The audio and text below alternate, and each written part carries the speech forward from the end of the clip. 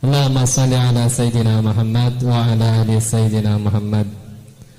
Ada seorang istri pengen kurban, cuma suaminya tidak mengizinkan. Ingin kurban. Yeah. Ada seorang istri ingin kurban, cuman suaminya tidak mengizinkan. Suruhnya akikah dulu. Padahal ini uangnya uang istri dan yang niat juga istri. Pertanyaannya, jadi lebih baik mana yang harus didahulukan, kurban atau akikah?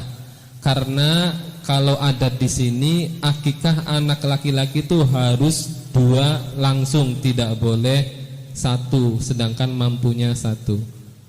Terima kasih. Istrinya laki-laki atau perempuan? Bagaimana yang mau korban istrinya? Istrinya jadi laki-laki. Pertanyaan yang lain kayaknya gitu ya. Begitu ya. Kadang yang mau korban kan istri. Tiba-tiba apa? Di sini korbannya 2 laki-laki.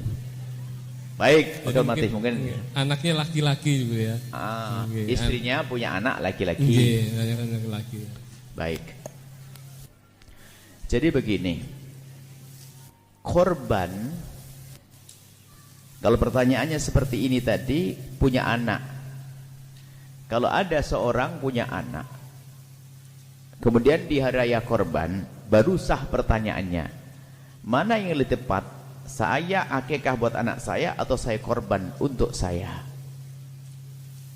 Tapi pertanyaan yang unik adalah, saya mau korban tapi belum diakikahi ayah saya, mana lebih utama, saya korban atau saya akikah? Ini pertanyaan aneh. Sebab akikah saya bukan kerjaan saya, bukan tugas saya, tugasnya ayah saya. Kecuali pertanyaan tadi benar, saya punya anak pas di hari raya, lahir sebelum 3 hari raya, pokoknya pas hari raya, sebelum hari raya, pas masuk bulan haji kelahiran. Kemudian dia pengen antara akikah atau kurban. Yang perlu difahami bahwa ada muqaddimah, kurban itu bukan sekali seumur hidup, tapi akikah hanya sekali seumur hidup. Korban itu cuman kenyataannya di kampung-kampung itu karena mungkin ustadznya ngantuk atau santrinya ngantuk, sehingga muncul keyakinan di kampung itu kalau korban kayak seumur hidup sekali. Sehingga kalau Bu Haji banyak duit diajak korban, Bu Haji yuk korban, dia ngomong, saya sudah 3 tahun yang lalu. Pernah dengar gitu? Itu pasti salah belajar atau salah ngajar. Ibaratnya ibu kayak pagi-pagi jam 9 pagi diajak sholat duha, Bu sholat duha yuk, ngomong sudah kemarin. Aneh kan? Sekarang lagi gitu loh. Sebab kapan datang bulan haji disulahkan anda nyembelih korban. Kapan datang bulan haji dan terbatas waktunya. Waktunya hanya di hari raya korban, plus kalau memundur hari tasrek 1, kedua, ketiga dalam mazhab Syafi'i. Jadi itu.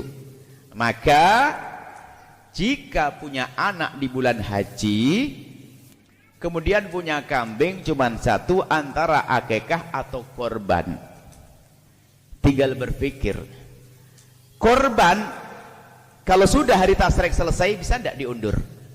Nggak ada korban lagi. Tapi akikah bisa saya korban, akikahi bulan depan atau bulan berikutnya.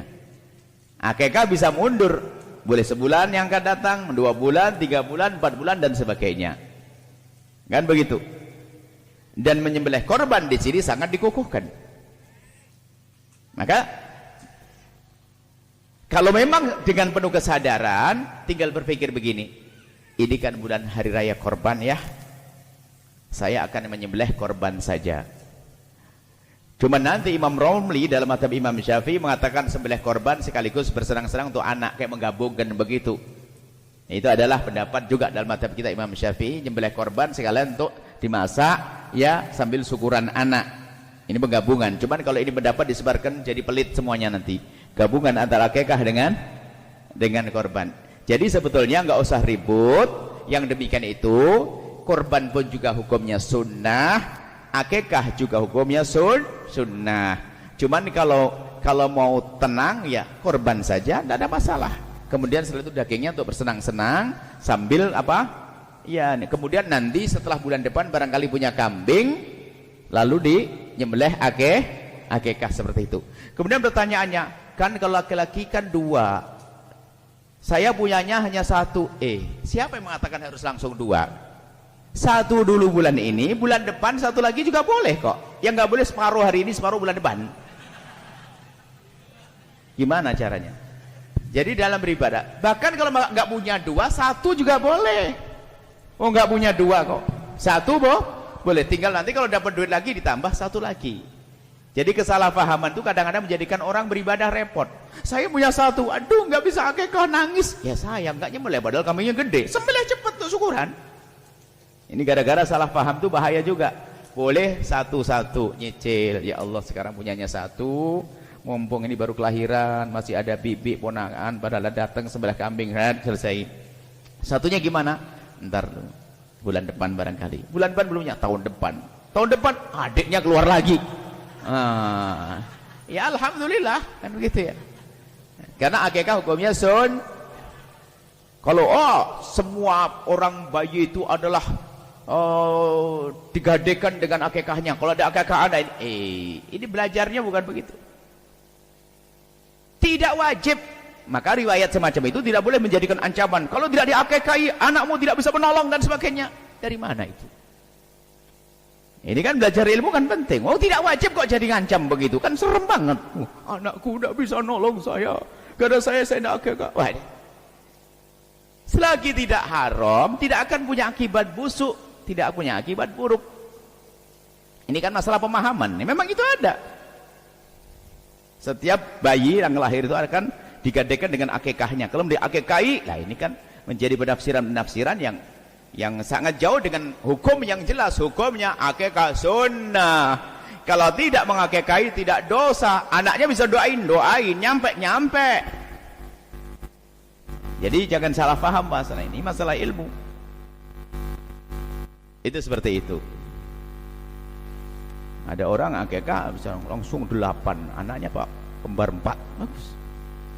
Wah, ini korban, bagus. Jadi akikah sunnah, korban juga sunnah. Maka nggak usah ribut deh, nanti diskusi aja sama suami. Ngomongin raya korban, yuk korban saja. Tapi kok pas kita bayi lahir nanti daging korbannya sudahlah kita masak dan sebagainya. Sebagian kita berikan fakir-fakir, sebagian kita masak. Ya, ikut Imam Romli lah. Sekarang ya pakai gabungan, digabungkan. Tapi setelah nanti punya duit nggak lagi pakai Imam Romli deh. Belum saya anggap akikah itu kan sudah kaya, kita banyak kambing sembelih lagi. Ini kemudahan sebetulnya untuk kita hadirkan agar orang tidak gampang kecut hati, gelisah, apalagi salah paham tadi. Kadang-kadang nggak akikah nanti anaknya nggak bisa nolong, nggak bisa. Nah, ini kesalahpahaman begitu harus dijelaskan. Semoga anak-anak Anda menjadi anak yang walad saleh yad'u lahu, yang bisa mendoakan orang tua. Kita sebagai anak yang mudah mendidik anak-anak kita. Wallahu a'lam bishawab.